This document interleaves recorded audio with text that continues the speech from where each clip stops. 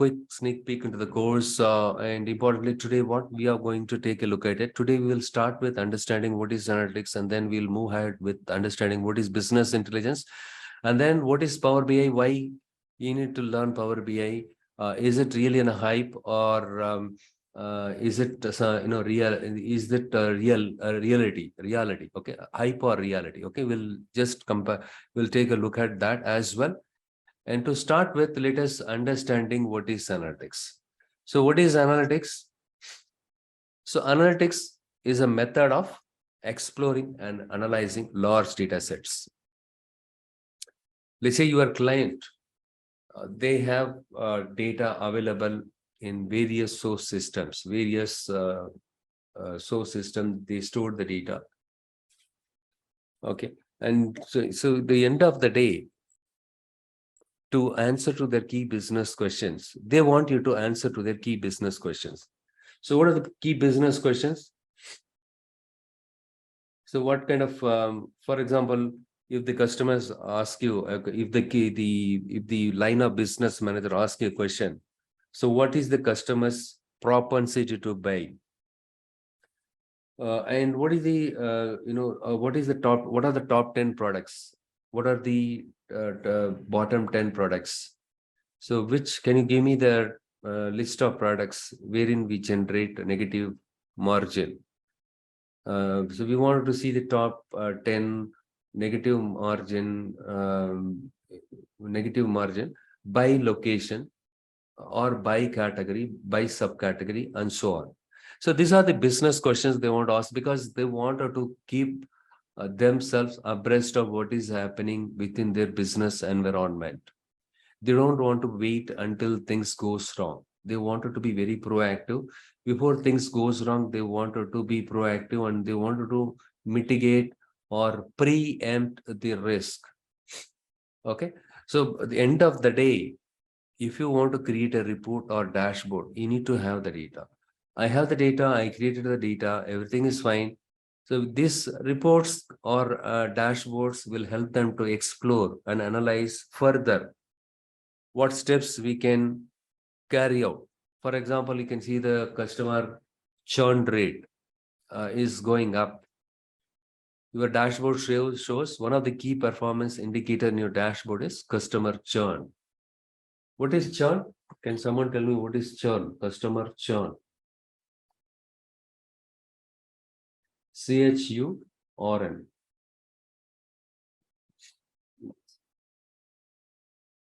What is churn? CHURN. Churn is something like attrition. The customers or your customers are leaving your business, or employees are leaving your organization. The key employees, the employees are also an asset for the company, right? In the case of software companies, the key assets are talents. Okay, if you lose the key talents in your company, it will have a negative or adverse impact on your business performance or revenue. So here in the case, right, in the case of customer, even the case of customer, if they leave your business, and majority of the customer, if they leave your business, and if they start buying the products from your potential competitors, you are gone. So you want to keep a track on where we stand when it comes to customer churn. Yes, customers are churn is common. If Amazon gives any discount, obviously customer will go and buy it. And if Flipkart gives any discount, obviously all the Amazon customers, or irrespective of the customer's affinity, right, they come and buy who gives discount, right? They go and buy it from the place where they get more discount. Okay, so that is the churn is common, but is it on par with the industry? There is some kind of up to 10 to 12% churn. It is okay. It is common everywhere. If I give more discount compared to my competitor, obviously all the people will come and buy it. If my competitor gives more to them, the churn is common, but the industry standard is 10 to 12%. Let's see that way, okay? But when I look at my dashboard, the current churn rate is more than 12%, or I can see the 22% or 25%. So once you see the metrics, So, right. So you will come up with an action. The next step is you will take a deep dive to understand why the customer churn now it is 22%. This is not a good sign. There is something wrong is happening. And then what you do is you will do further analysis. You explore the data further, analyze in which region the sales is declining, and which region or which district the sales is declining. Is it due to, and also fine, for specific region the sales is declining. Why it is declining? In that specific region or in that country, for example, in the case of Sri Lanka, take for example, the entire economy is very bad now. Because of the economy, customers are not buying it in Sri Lanka. You do business across different countries. In that kind of situation, obviously, you cannot expect a boom in sales in a specific country. In the case of Sri Lanka. So in that case, you are okay. But if you see the overall churn rate as 22%, and if you go and take a deep dive, you will get to know. If you don't see the churn rate on a periodical basis, what is going to happen? One fine day, you will find almost 50 to 60% of customers already they would have walked out of your products. They stopped buying your products or they stopped going for your service. Okay.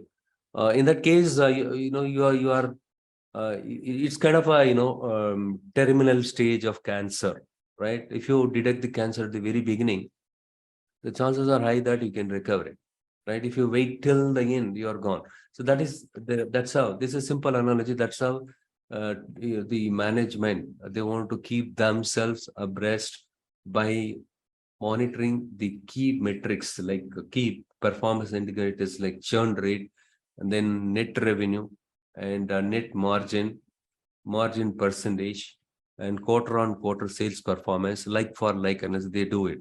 So this will help them to understand not only the trend, but also it will help them to gather patterns, and also it will help them to explore the correlations. Thereby, they can deduce a conclusion, with the valuable insights. Okay. So, for example, if they find any problem areas, if you can make course correction then and there, then we can cut down the cost. There are some scenarios. Okay. For example, you are manufacturer, you are buying raw materials from various vendors. Okay. And for the last 2 months, you can see that the cost price is shooting up. Okay. And your margin is wafer thin. Even though the sale is more, the overall profit, if you see, it is not that impressive. So what could be the reason? That one reason could be like increase in the cost price. Why increase in cost price?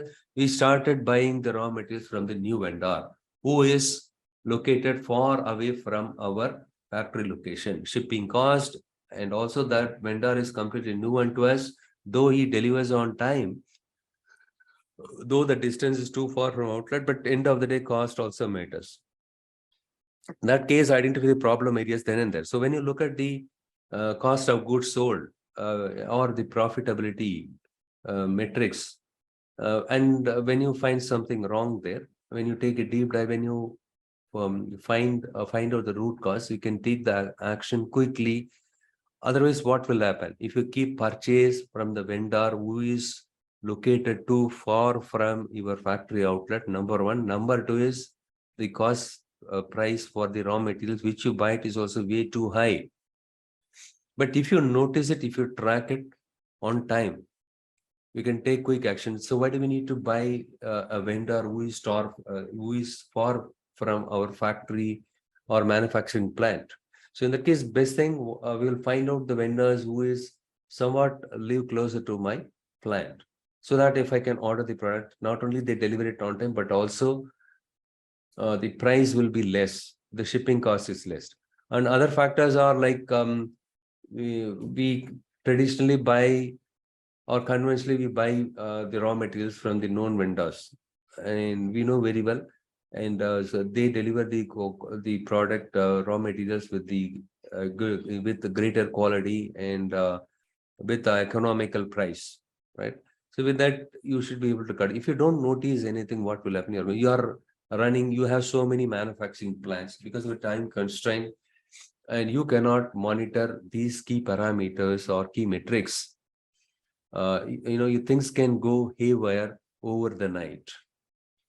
Okay, there is a major damage can happen. So when you frequently or periodically going through the reports or dashboards, you will get to know where the problem, how you can take the course corrections then and there. So in that case, what will happen is things you can mitigate the risk.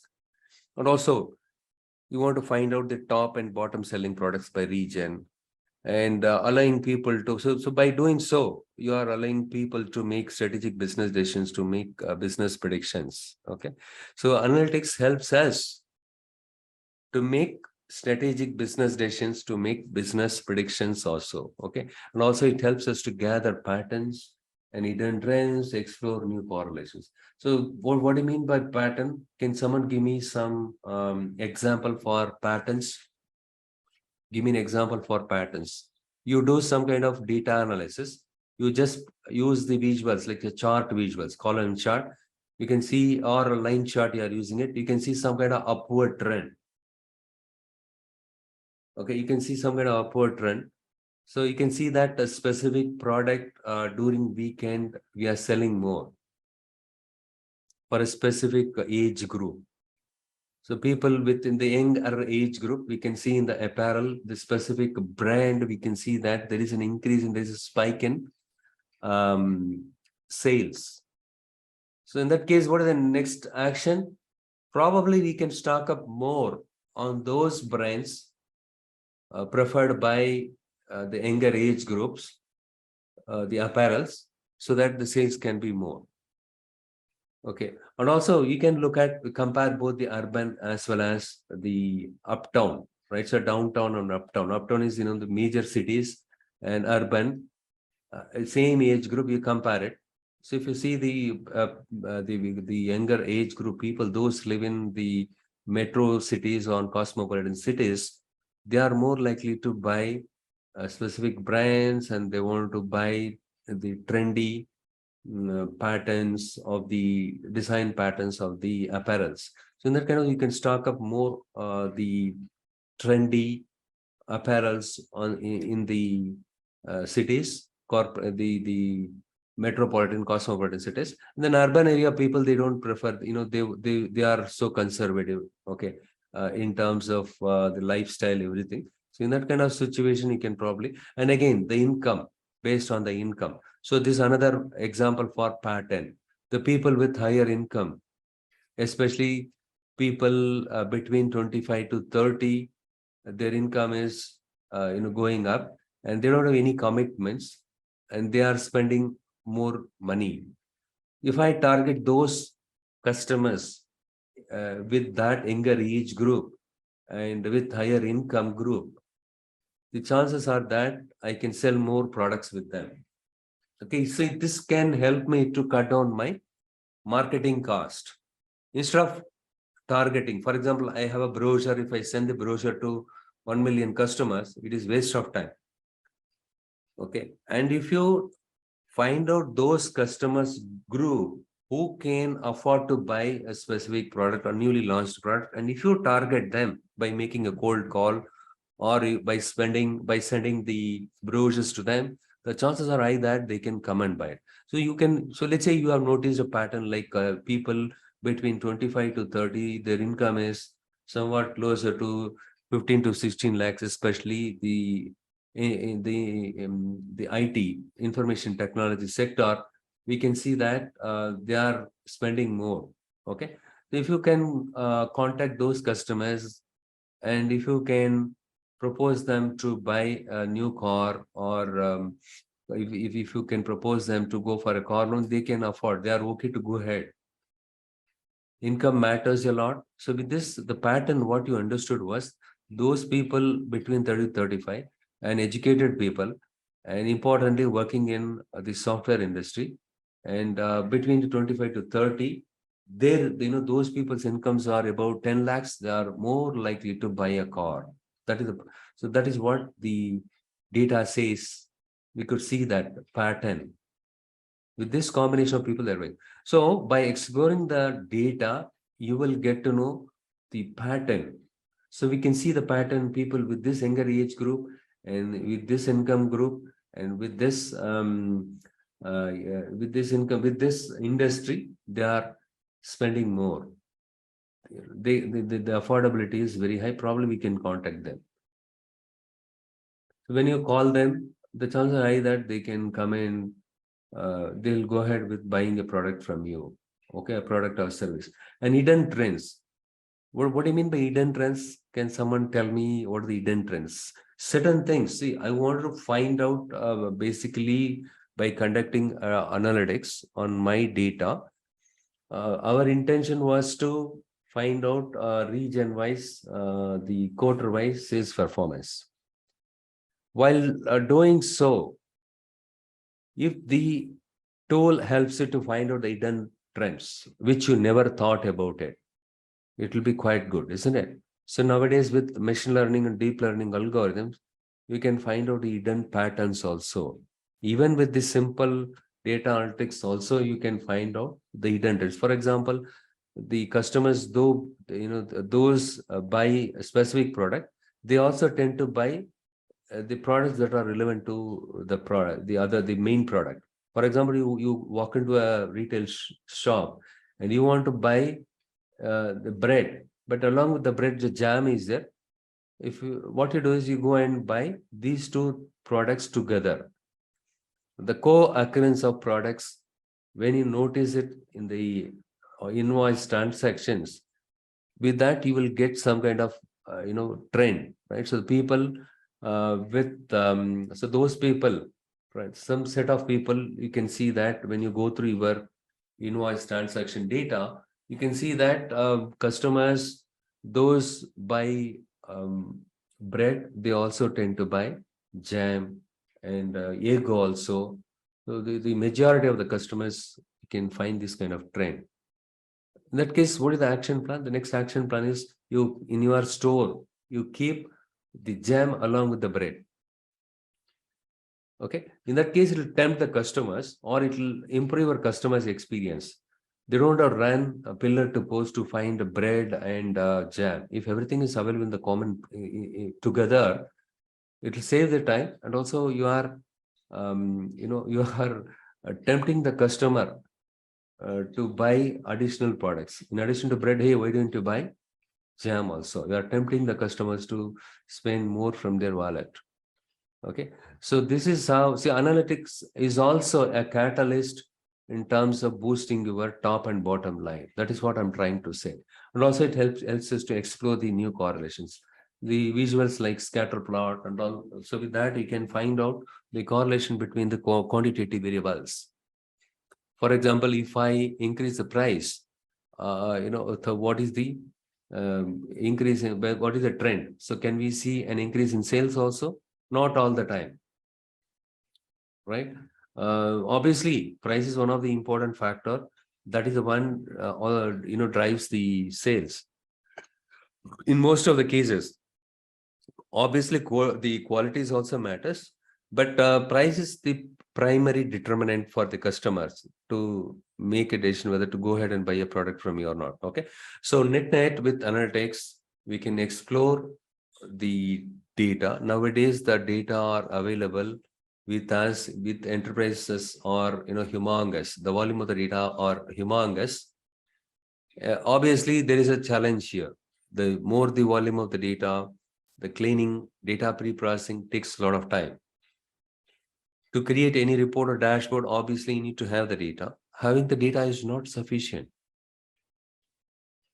Okay, data is available, but is it usable? It is not usable. A lot of issues are there, and also the data are available in different source systems, and the file types are different. So one data is some JSON file, other data is available in XML file, and other data is available in the Parquet file, Parquet format. The Hadoop system, the data is available. This is another part, the other challenge. Most of the data analysts or data scientists, they pose issues with this type of data. volume of the data is very high, and the type of the data is also completely different. And we are getting data in structured, unstructured data, also semi-structured data also. We need to process those data, convert those unstructured into structured data, and then only we can gain insights. So as part of data analytics, what we do is there are two parts. One is data ETL part. So the ETL, as part of ETL, we takes care of cleaning the data. You just think that way. Okay. Once I clean the data, that so now the data is in a usable form. The next step is reporting. Now what you do is, okay, now we have the pre-processed data, which is clean. The data are available in the required format. Now we can generate the report using the data visualization tools like Power BI and so on. So what is analytics in a single line? If you have to say, data analytics, nothing but exploring and analyzing the data.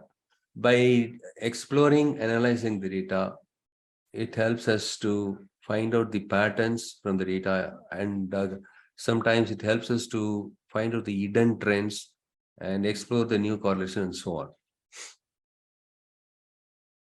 Next one is business intelligence. What is business intelligence?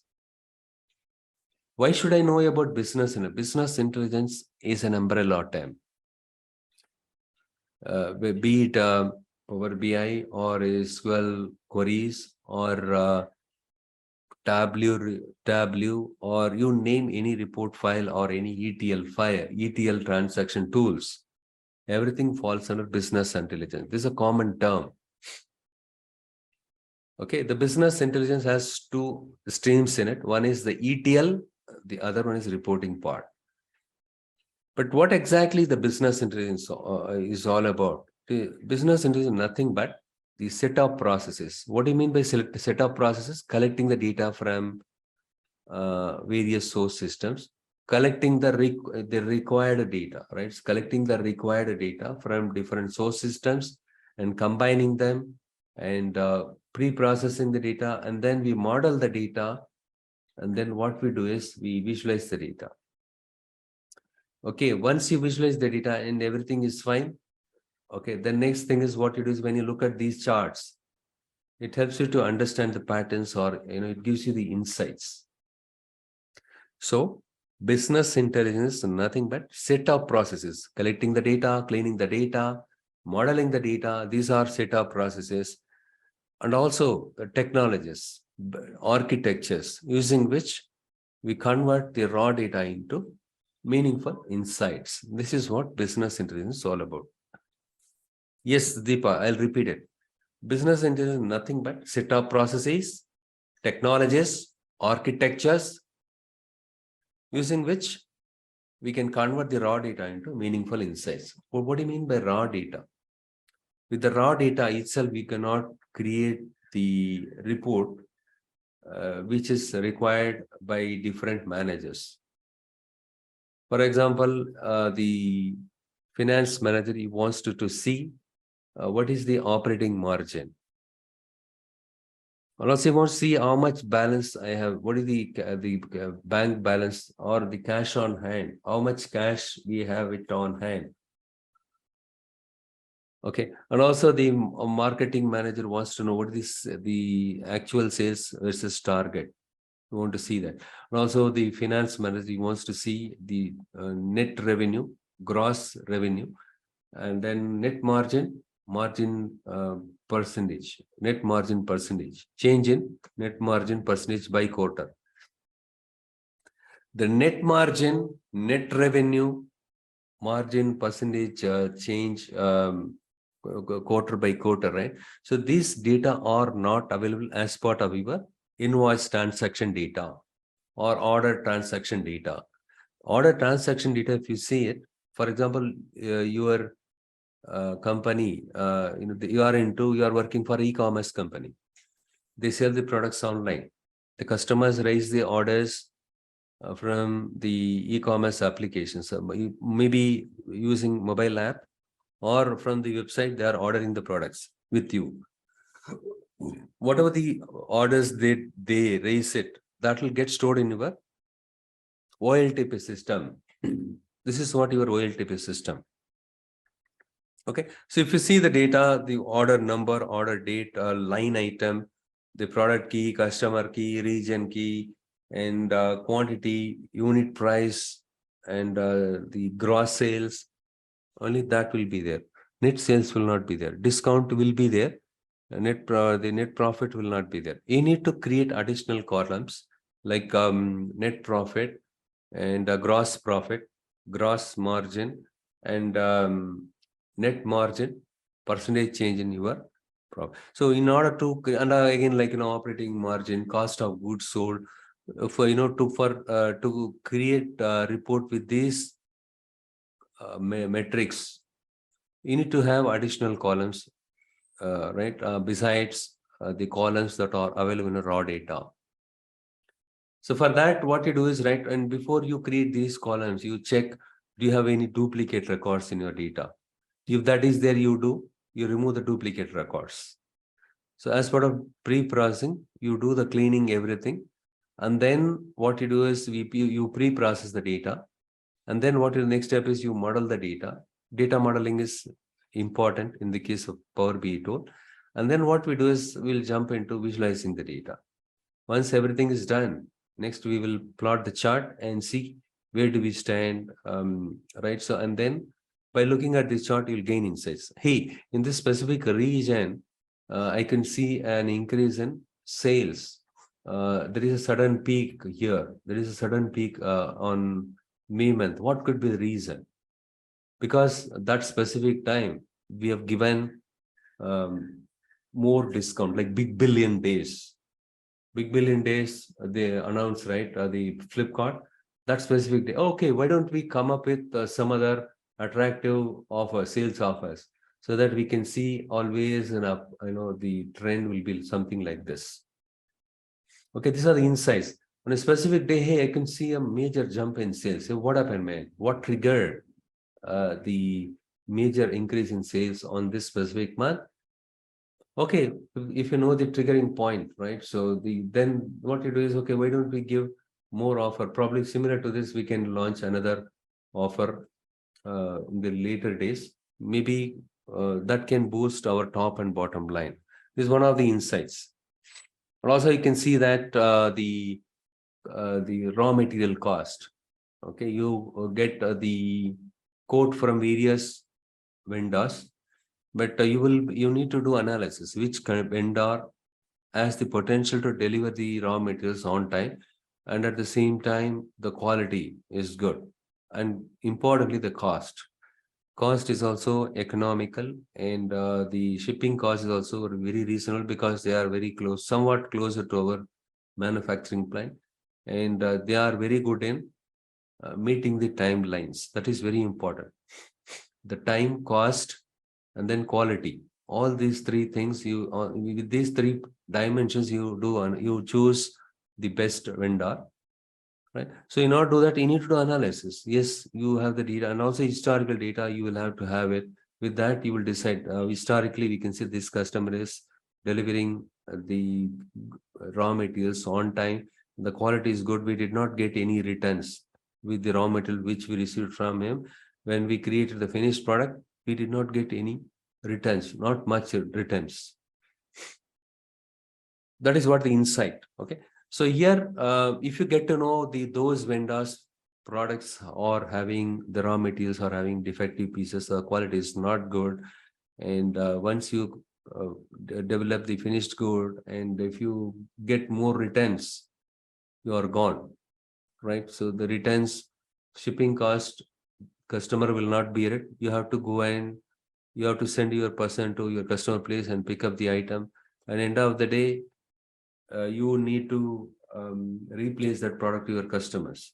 And the products which they returned it is a very high cost product. And if you cannot fix it, the defective thing, you're gone, right? So these are the examples for insights. Okay, so by looking at the visuals, irrespective of the volume of the data, you gain a quick insight. With that insight, armed with this insight, what you can do, you can take the course corrections then and there in case of any problems which you notice it. These are, classic, simple dashboard, the insurance dashboard. So you can see that. So I kept on talking about KPI. KPI stands for key performance indicators, number of customers, number of policies, premium amount. These are the KPIs, key performance indicators, or the vital parameters. Like a human, let's say if somebody is very sick, your grandma or grandpa is got admitted in the hospital. If the doctor says their vitals are as of now normal, what do you mean by vitals? Nothing but metrics: heart rate, blood pressure, sugar, everything is pumping rate, heart pumping rate, everything is good.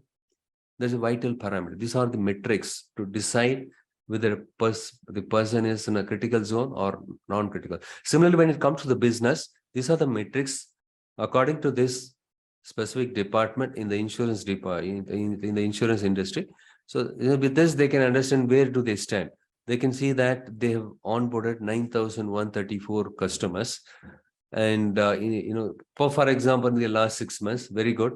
And the number of policies, how much we sold? 27K, and 41K premium amount we received it so far.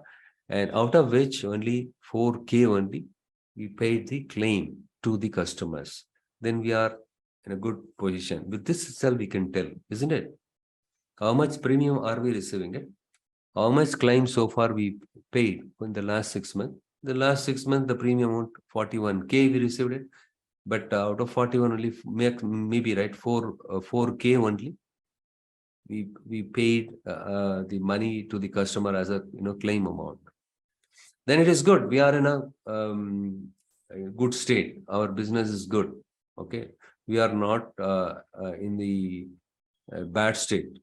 Okay, and again, giving the color coding like a green, amber, this color, right? So we can see that 62% of the customers or employed customers, they are the one claiming it more frequently.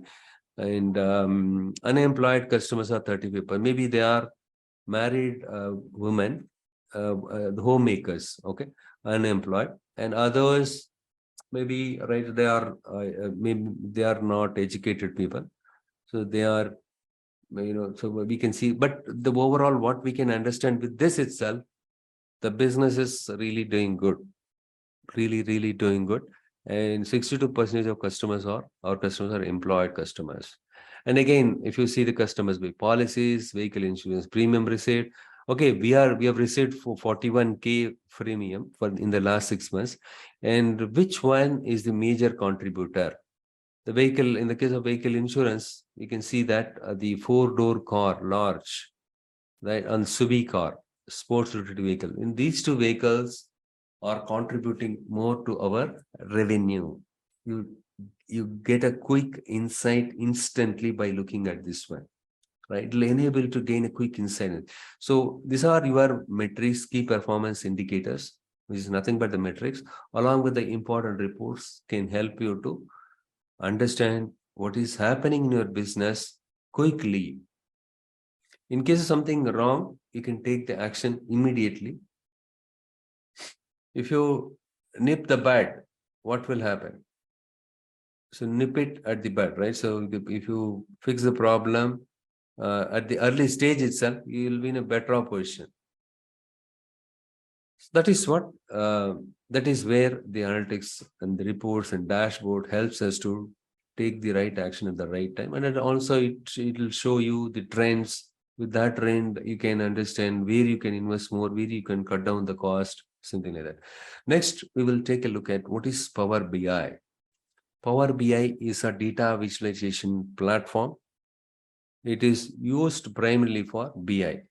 But the beauty of Power BI is you can perform both the ETL part, the extraction, transformation, loading, plus reporting. Both you can do it with Power BI. That is what Microsoft, they say it, okay? They claim it.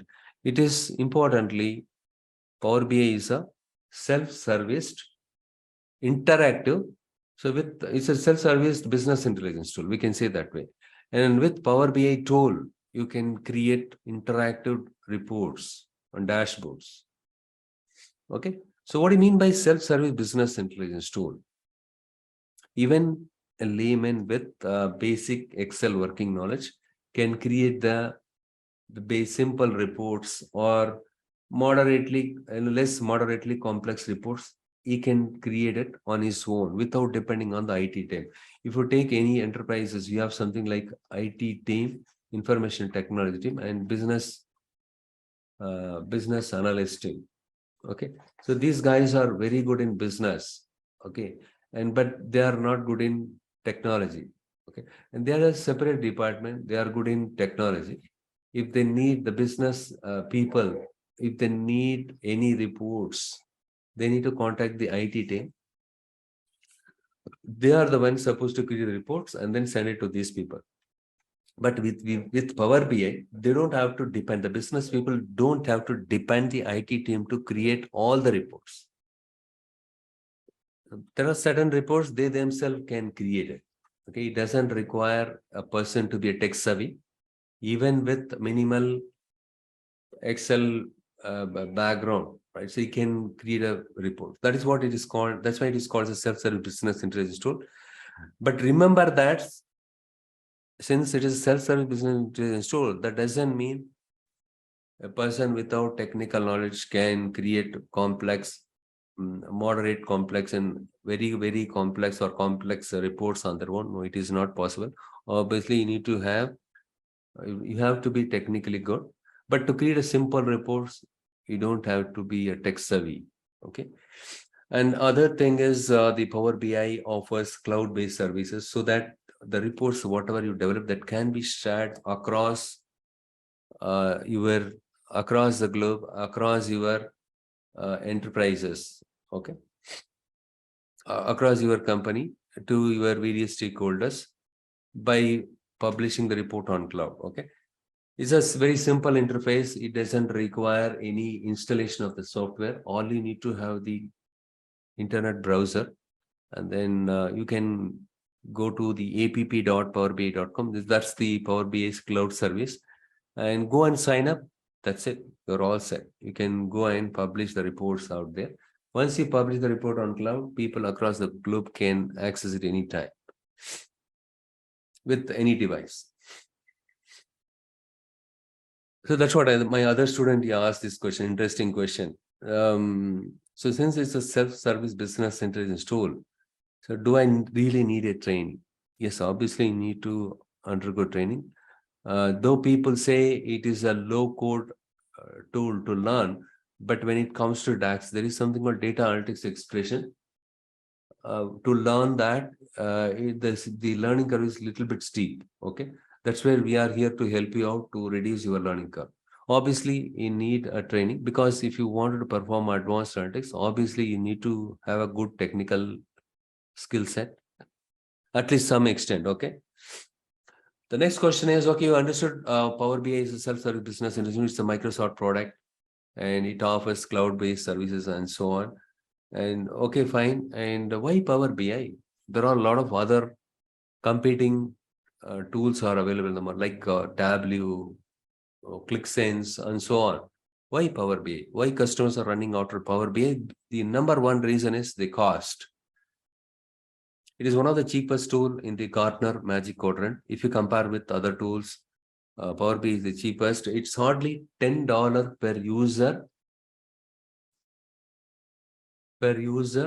per month only. If you go for pro license, Power BI Pro license, it costs you just $10 per user per month. That's it.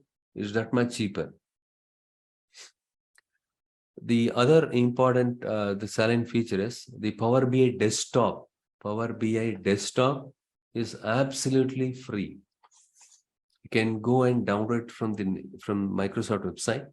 It is absolutely free, and it is not a trial version. It's a original one. Okay, you can use it as long as you want it. But the fact is, every once in 2 months, Microsoft, they keep introduce new features to the existing software. You need to go and keep checking their blog, Microsoft Power BI blog, and see if they've introduced any new features. In that case, you need to go and download the latest version of the Power BI desktop, install it, and then you can use it. But there are no limitations with respect to the timeline And with respect to connecting to various sources and all, it is absolutely free. But there is a limitation with the data volume and all. But compared to Tableau and all, right, other tools, it is far better. It is absolutely free, Power BI Desktop. If you want to use the Power BI Cloud Service, 60 days trial version they give it. Okay, 60 days trial version they can give it. And once the trial version ends, you can go for the pro license, which is anyone can afford. So $10 per user per month, anybody can afford this one, isn't it? You can go for a pro license and you can deploy the reports on Power BI Cloud Service.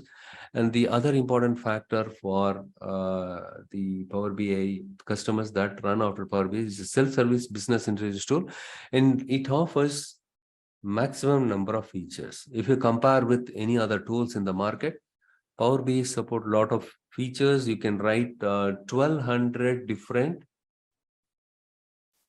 functions, yum function and DAX functions. You can, you can use it. Yum, you have something called yum program, yum language plus DAX. These two are mutually independent. So using DAX functions, built-in functions, we can create awesome reports. We can perform advanced analytics. Reports are awesome report in the sense advanced analytics. We can perform advanced analytics using DAX commands or functions. And then M language is available as part of Power Query Editor. So this is helpful to do the cleaning up everything. Okay. A lot of functions, built-in functions are available. Okay, using which you can do a lot of data transformation with this one, and with this one you can do advanced analytics and so on. And okay, apart from the functions, you can create approximately 200 plus visuals. In Power BI, we call charts as visuals. You can create 200 plus different charts in Power BI. This feature is not available in other tool. It's there. What do you say? But it is not that much in quantity. Okay. The next one is the data connectivity. With Power BI, you can connect to any source system, any files. For example, you have an Excel file, you have the data available in big data, Hadoop system, or Hive, SQL, Oracle, you name anything, or no SQL database. How many have heard about Mark, what is that, Mark Logic, right? So it's a NoSQL database. If you want to pull the data from there, yes, it is possible. It provides host of or gamut of connectors to connect to different source systems, be it a semi-structured, structured, unstructured data. You can connect to them. You can pull the data from, those type of files or source systems. It has a greater capability in terms of data connectivity. Okay, a lot of connectivities, you can see it. So next up, we will take a quick look at the Power BI architecture at a high level, and also let us understand the various components that forms part of the Power BI architecture. And then we will move ahead and take a deep dive in each component of Power BI. And last but not the least, I will help you out in this session how to download and install Power BI Desktop. Then connecting to Power BI Cloud Service, probably I will show you, but don't go and sign up now with the Power BI Cloud Service because they give only 60 days time. Probably after few weeks, if you sign up with your official email ID, then you will have extended time, okay, to use it. So, all right, now let us jump into the architecture, Power BI architecture. Okay, so here we will understand how the pieces, each components interacts with each other. There are two sides of Power BI, the on-premises, the other one is the cloud part, or cloud application. What do you mean by on-premise? Can someone tell me? On-premise is nothing but your office premises. Inside your office, let's say they bought a server, okay, and then you have your laptop in your office. Okay. This is called your on-premises. It's a physical server located and maintained inside your office premises. What is cloud? You all know already. It is a virtual server. You don't have to buy this expensive servers. It is bought by all these expensive servers are already bought by someone else. Okay. Cloud is nothing but a virtual server. The servers are maintained by the cloud service provider like AWS. AWS is number one in the cloud space. Amazon Web Service, and the second one is the Azure, Microsoft Azure, and third one is Google Cloud Platform, and so on. Okay, these are the three major players. They are ruling the roost of the cloud survey, the cloud area. Okay, in the cloud area. Okay. So the cloud is virtual server. It is maintained by the cloud service provider. So with this cloud service, you can, if you want to create, if you want to install any software, or if you want to buy more number of servers, it is all possible in a matter of seconds or minutes. Go and sign up with AWS. Supposing you want to host a machine learning algorithm. Okay, you want to publish a machine learning algorithm on cloud. So go and sign up with the AWS cloud service, and then you can probably go and install the Linux system. Okay, everything is available. Okay, software as service, everything is available, and install the Linux system, and also on top of it install all the Python and other applications that are required to host your machine learning algorithm or deep learning algorithms or apps. Okay, everything is possible in a matter of day or two maximum, in the worst case, I'm saying. Okay, but if you have to host your application, machine learning application or any analytical application in your on premises, there is a wait time. You need to buy an expensive server. Supposing your number of customer base is very, very huge and you sell millions of products, the volume of the data is very huge. In that case, obviously you need to buy an expensive server. Not only you need to spend more money on buying the expensive server, and at the same time you need to hire the staffs in order to maintain the servers. That's another headache.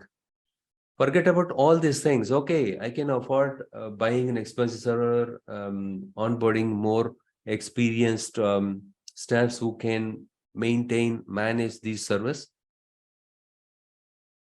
Okay, but the issue here is the security. Your data can be hacked by anyone. Okay, your data is vulnerable. Again, you need to hire some security expert who should keep a tab on how secure your environment, everything. He has to apply the patches every now. It's a painful thing. You don't have to have maintenance overhead. Simply go ahead and swipe your card, sign up with any one of these service provider, and you will be up and running in less than a day or so. Okay. So as you can see here, the Power BI desktop, it's a client software, it's a free software. Okay, so once you install the Power BI desktop in your laptop, using which you can connect to different source systems. Okay, let's say you have Excel file available locally in your laptop, fine. And there are some files and Azure database or running on cloud. So in that case, you can connect to various source systems and bring in the data that are required to build your report to your Power BI desktop, and then do the cleaning, everything, and then create the reports, visually appealing reports, dashboards, and then publish it to your Power BI cloud service. This is a licensed one. Power BI Cloud is a license. Like I said, 60 days they give free trial, and afterwards. But in the case of enterprises, you cannot go with the free license, right? You'll have to buy a original license. It involves licensing cost. Okay, so with Power BI service, what I can do? It's a cloud web interface. You don't have to install any software. It is a all you need to use, it's a web client. Okay, and once you publish your report which you develop in your laptop and publish it on cloud, you can, with that report you can develop dashboards. then you must be asking this question: what do you mean by report? What do you mean by dashboard? You said in Power BI desktop, in my laptop, once I install it, I can create the reports. Can't I develop the dashboard here? There is a subtle difference between report and dashboard. That we will see it later. So once you create the report here, with that reports, you can create the dashboard using Power BI Cloud Service. You can create the dashboard using Power BI Cloud Service only. Remember this. Sorry. Okay, so you don't need to install anything. You need a browser. You need a Power BI login credentials for the cloud. Okay, to publish your report here. Once you publish your report, the reports can be accessed the people across the globe using any device at any time. So they can use your smartphone, they can use your tablet or desktop or laptop. You name any device, they can use that device to connect to the Power BI Cloud service and view the report. And on top, mobile service is available. You can use the Play Store in your mobile phone to install the Power BI software.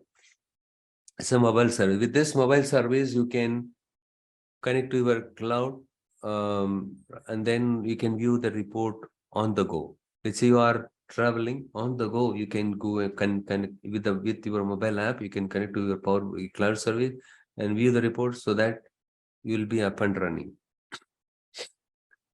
So now we have seen what is Power BI desktop cloud service. It involves licensing cost. Here there is no licensing cost involved. Mobile service or no licensing cost, but there is something else called data gateway. Okay, what is data gateway? It is the bridge between your on-premise and cloud. Supposing the data is available in local system, in your local office premises in a server. If you want to access this data that is available locally from your cloud, you need to have some kind of interface, right? That is where the data gateway comes into picture. It's kind of a bridge. It enables the report users to read the data from your on-premises, from your cloud via data gateway. Number one. And at the same time, when you publish the reports on cloud, let's say you are publishing 200 reports on cloud. You develop 200 reports, you publish it on cloud. Okay. So along with this 200 reports, the underlying data also get published automatically in a secure manner by the data gateway. So all you need to just publish the 200 reports. The data that belongs to each report will get published automatically in a secured manner by data gateway. Okay. So both publishing the reports as well as the underlying data to the cloud in a secured manner is the responsibility of data gateway. Fine. What is data gateway exactly? What exactly? It's a software piece. It's a piece of software. Okay. It's a kind of a service that is running. Once you need to install this software in your laptop on your local server in order to enable the Power BI reports to read the data from your local server. Okay, or to publish the data from your local Power BI desktop to cloud. The data gateway needs to be installed in your local system and it should be running. It should be up and running. Otherwise, you cannot publish the report to cloud. So apart from this data gateway, okay, what are other things we can do this apart from these things? For example, you publish 200 reports on cloud, and out of the 200 reports, let's say 50 reports are daily summary reports. In the sense, every day when the reporting manager, the managers or someone, when they open these 50 reports, it should show up-to-date data in it. Okay. For example, if I open the report, it should show me my today's sales performance, not the yesterday. Okay. So in that case, the data gateway once again comes into picture. With the data gateway, you can schedule the data refresh. Okay. So by scheduling the data refresh, you can enable these 50 reports to keep the up-to-date data in it. That is the whole idea of data gateway. With this, you can schedule the data refresh every day, daily basis. You refresh the data in your reports for these 50 reports. Daily data refresh, incremental data refresh on a daily basis. You can do it weekly basis, bi-monthly or monthly basis. You can do it. So that, but the data refresh to keep your reports up to date, the data gateway plays an important role. Okay, so using which you can schedule the data refresh. So not only publishing the reports requires data gateway, but at the same time to keep your reports up to date, to schedule the data refresh, you require a data gateway. Remember this. Okay, apart from this, what else? What other components? We have something called report server. Okay, so once you, for example, so is it necessary always to publish report on cloud? It is up to you. Okay, some reports I don't want to publish it on cloud. I want to publish it in my report server directly, not here, because these reports are very secured one. The data that we use in the reports are highly secure, and we don't want to publish it on cloud. Though the cloud service providers, they promise us once we publish the data on cloud, everything is safe. But while the reports are being published, there could be chances the data can be hacked. Okay, it is vulnerable to hack. In that kind of situation, what you can do is you can go for report server. In the case of banking, this is very much helpful. But this involves licensing cost. This involves licensing cost. And even this involves licensing cost. You might be asking this question, whatever thing that I can do it in public, same thing I can do it. Then why do I need to buy? Depends on your critical or the depends on your need. If the data are very secure, certain data you cannot publish it cloud, then you can go for report server. So that your data is very much secure. Okay, so but both involves licensing cost. Whatever you can do with Power BI Cloud, same thing you can do it except dashboard. You cannot create the dashboard here. And what is the difference between Power BI Desktop and Power BI Cloud Service? Why should I go for the Power BI Cloud Service? The number one reason is once you publish the report on cloud, people can access across. So how many of you are aware of OneDrive? OneDrive. So once you upload your Excel files or any file on OneDrive, it is available on the cloud. Your friend who is living in abroad, he can access once you share the file name and once you give the necessary privileges, he can access the file. You don't have to attach the file in email or you don't have to upload in Google Drive and all, right? So you can put it in OneDrive also. The same thing is applicable. Once you publish it here, you can enable, you can share the reports with other users also, and you can you will have some admin control features available here. You can create users and you can assign the privileges, roles. Thereby, the users across the globe, they can view only their specific reports. Okay. But here, in the case of Power BI Desktop, I can create the reports, and also I can create data model design here, and then I can publish it here. But in Power BI Cloud Service, you cannot do the data model design as on today. Today is 17th March 2023. As on today, in Power BI Cloud Service, you cannot do the data model design. Only in Power BI Desktop, you can do the data model design. You can create the report, you can do the data model, data transformation, everything. But you cannot create the dashboard here. But here you can create the dashboard, you can do everything except data model. You cannot create the data model here. Okay. And it's the same thing, report server, you can publish the report here. But in the report server, you cannot create the dashboard. The next one, the Power BI mobile app, right? So these are the mobile app. The mobile apps are the applications for your mobile and tablet devices. It enables us to quickly view the Power BI reports and dashboard. And the next one is the report service. I already discussed about it. And apart from this, there are few other components are there. So you have something called Power BI mobile app, report builder, embedded, Power BI embedded. What do you mean by mobile app? Okay, this one I already discussed it. The next one is the report builder. The report builder is different from the report server. these two are not seen. Even the report builder also involves a licensing cost.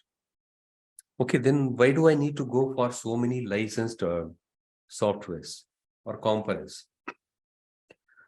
If you have a requirement like you want to develop a paginated reports,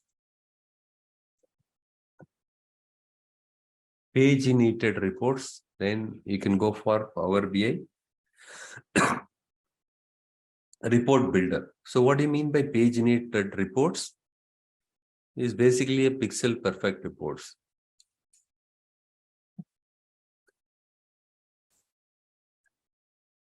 This meeting is being recorded. If you want to create invoices, you want to generate a report so for invoices, to printing the invoices or delivery notes, delivery challans, receipts, it is all kind of a template pre-formatted, right?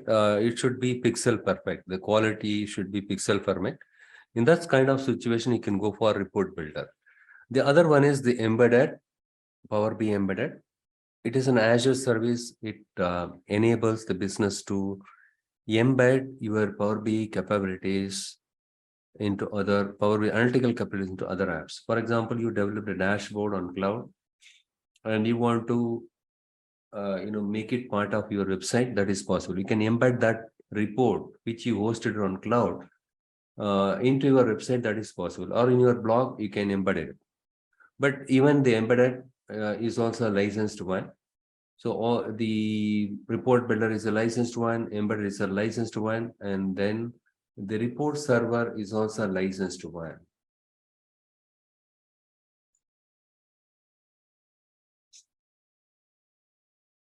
Except Power BI desktop and mobile, so rest of them are licensed one. Okay. Next, we will narrow down and understand. So far now we got a big, the idea about what are the components that are involved. One is the Power BI desktop, Power BI cloud service, mobile service, report server, and then you have the report builder and embedded. These are the components that are available as part of Power BI architecture. Now let us understand what are the components that are available as part of the Power BI desktop tool itself. Now let us narrow down to Power BI desktop and take a look at what components that are available in Power BI desktop. Once you download and install your Power BI desktop, you will find these three components in your Power BI desktop available. The one is the Power Query, the other one is Power Pivot, and the third one is the Power View. But when you launch your Power BI desktop, the first one which you see is Power View. So what does this component does? The Power Query is something like I always relate the Power Query with kitchen. In our home, we have kitchen, isn't it? So if you want to build a report, obviously you need to have the data. Something similar to your food. If you want to prepare some food, your favorite food or something like that, you need to have the necessary ingredients. Like you need to have the necessary ingredients available already. That is your data. Let's the vegetables, all the things, you go and buy it from the market, and then you take it to your kitchen and then you clean it. Before you cook, you cut the vegetables in the required shape, you clean it, and then you prepare your favorite food. The same thing is here. So once you have the data, once you load the data into your Power BI desktop, the Power Query using which you can do the data cleaning, data munging, everything you can do it here. You can convert your raw data into processed data. You can do basically the data pre-processing with Power Query. Once you clean your data, next step is you need to data model. This is very specific to Power BI software. You have to do the data model design. There is a separate module for data model design. During that time, you'll take a deep dive. Okay. And then once you do the data model design, next one is create the reports. You are all set to create the reports. Without doing the data model design, if you create the report, it will show inaccurate result. Hence, it is mandatory to create the data model design, especially when you work with more than one file.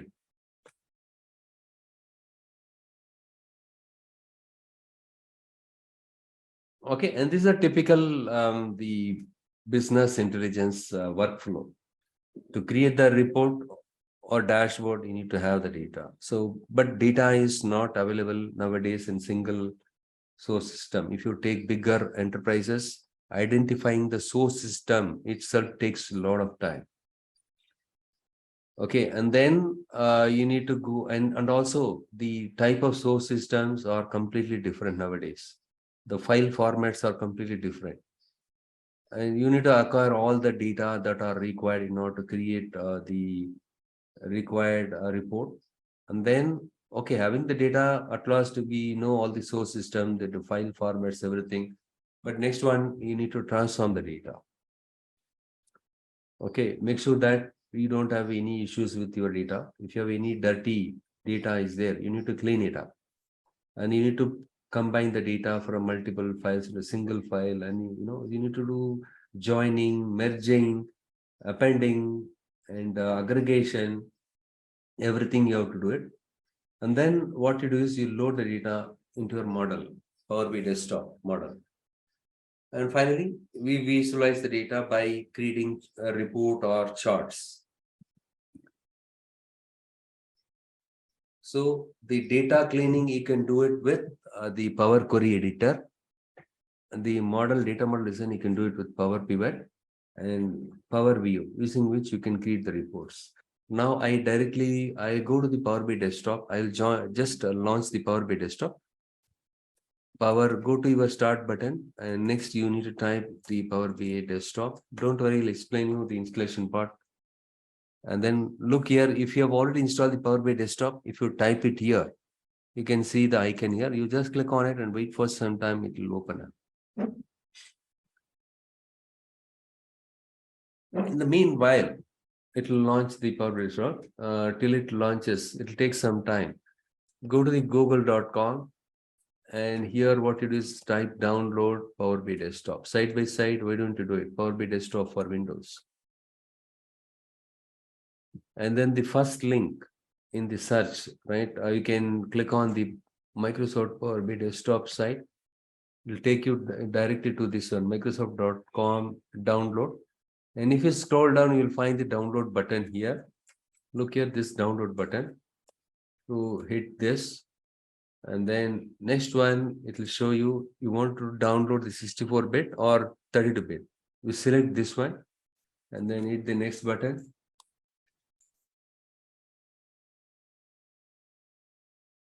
That's it. Look here, and you can click on save. It will get downloaded. It takes some time to download. The installation is pretty simple. Once it get downloaded successfully, click on this exe file. It will open up the installation window. You need to keep click next until you find installation was successful message. Okay. But it will take for a while, the installation, but it will not take too much. Probably 10 minutes, maximum 10, 5 to 10 minutes. That's all. It will not go beyond that.